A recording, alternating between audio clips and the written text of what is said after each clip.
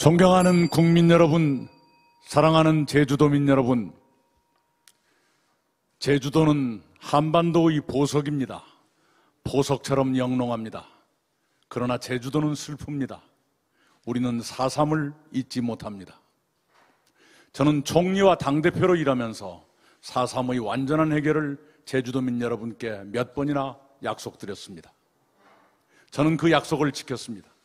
올해 2월 4.3 특별법을 전면 개정해 배보상의 근거를 마련했습니다. 73년 만에 4.3의 완전한 해결을 시작할 수 있게 했습니다. 개정 법안을 대표 발의하신 오영훈 국회의원님, 그 법안을 받아주신 유족 여러분, 양조은 평화재단 이사장님, 오임종 유족회장님, 송승문 전 유족회장님을 비롯한 지도자 여러분께 감사드립니다. 또한 저를 아들처럼 아껴주시다 돌아가신 양용애 전 유족회장님께도 감사드립니다. 오늘이 있기까지 축적을 내주신 김대중 노무현 문재인 대통령님과 추미애 의원님께도 감사드립니다. 4.3 특별법 개정을 통해 우리는 인권과 평화 앞에 비로소 떳떳해졌습니다. 여수, 순천, 산청, 함양, 한평, 노굴리 등 전국의 민간인 희생자 유족들의 한을 풀고 명예를 회복할 길을 열었습니다. 오늘 저는 여러분께 다시 한번 약속드립니다. 4.3의 완전한 해결을 이룰 때까지 모든 힘을 다해 제주를 돕겠습니다. 내년도 정부 예산안에 1차 배보상금 1,900억 원이 반영됐습니다. 용역 결과도 나온 것 같습니다. 내년부터 5년 이내에 배보상을 완료하겠습니다. 억울한 재판에 대한 재심과 평화공원 완성까지 한치 소홀함 없이 챙기겠습니다. 제주도의 발전을 위한 다른 모든 과제들도 제가 성심을 다해 돕겠습니다. 존경하는 국민 여러분, 요즘 우리는 기막힌 사건을 마주하고 있습니다. 정치검찰이 국기를 흔든 청부 고발 사건, 요지경 같은 대장동 개발 비리 사건입니다. 그동안 우리가 믿었던 원칙과 상식, 공정과 정의가 반칙과 특권에 무너졌습니다. 국민들은 분노를 넘어 절망하고 계십니다. 우리는 국민의 분노에 응답해야 합니다. 국민의 절망을 없애드려야 합니다. 그러기 위해 제가 비리와 부패의 사실을 끊어내겠습니다. 그 일은 비리와 부패의 구조에서 자유로운 사람이 할 수 있습니다. 저는 그 일을 할 수 있습니다. 우리는 촛불을 들어 민주정부를 세웠습니다. 국민의 힘을 모아 선진국으로 도약했습니다. 그러나 아직도 곳곳에 적폐가 남아있습니다.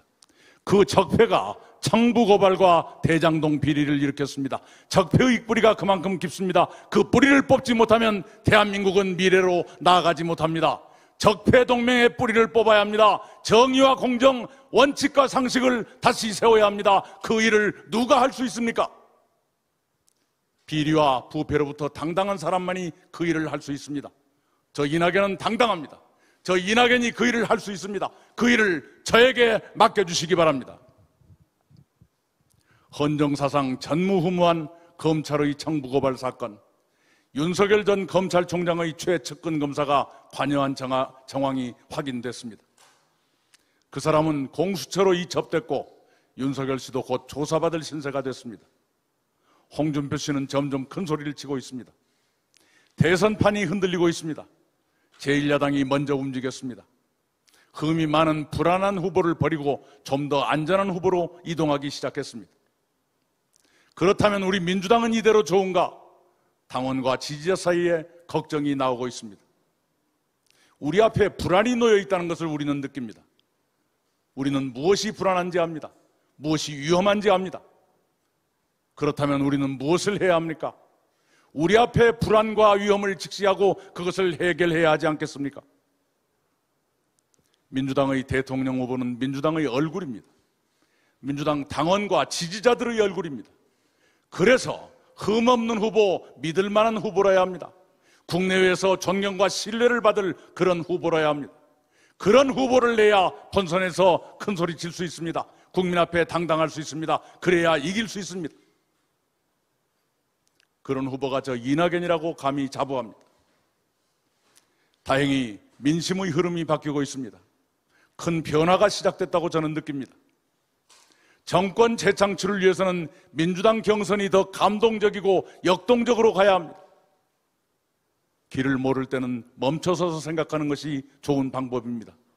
판단에 시간이 필요하시다면 결선 투표로 가게 해주시기 바랍니다.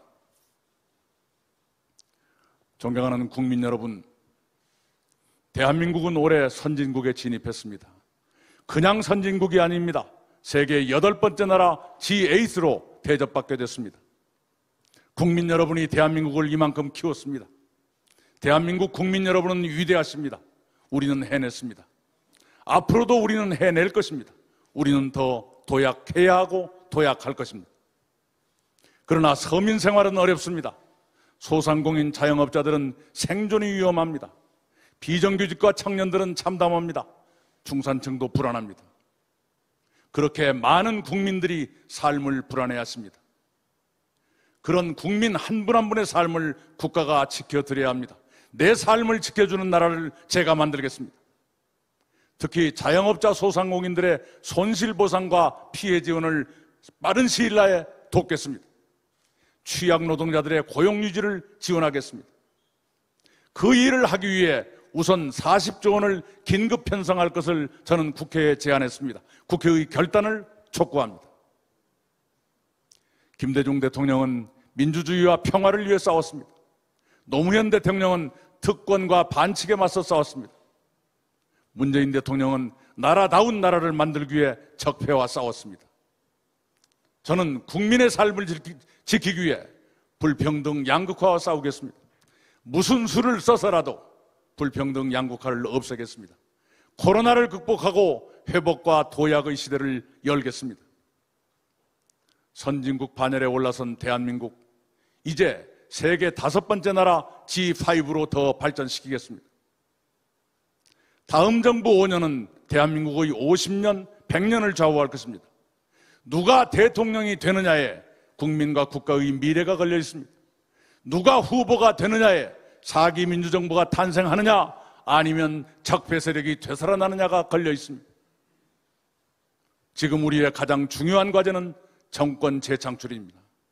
그러나 상황은 만만치 않습니다. 당원과 지지자와 선거인단 여러분이 결단하셔야 됩니다. 우리는 반드시 승리해야 합니다. 민주당의 위대한 승리를 위해 지금의 경선에 변화가 필요합니다. 국민의 관심을 끌어올릴 감동의 드라마가 필요합니다.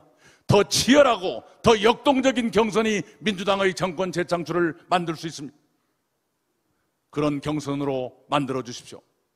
민주당을 불안에서 벗어나게 해 주십시오. 정권 재창출로 안심하고 갈 수 있게 해 주십시오. 저 이낙연 원칙과 상식, 정의와 공정을 바로 세우겠습니다. 정의로운 정치 반드시 실현하겠습니다. 우리 아이들이 자랑스러울 나라 기필코 만들겠습니다. 저 이낙연이 그 일을 하겠습니다. 저는 그럴 준비를 갖추고 있습니다. 저에게 그 일을 할 기회와 책임을 안겨주시기 바랍니다. 본선에서 이길 후보는 저 이낙연입니다. 저 이낙연에게 그 영광스러운 책임을 여러분께서 맡겨주시기 바랍니다. 신명을 바쳐 반드시 이기겠습니다. 감사합니다.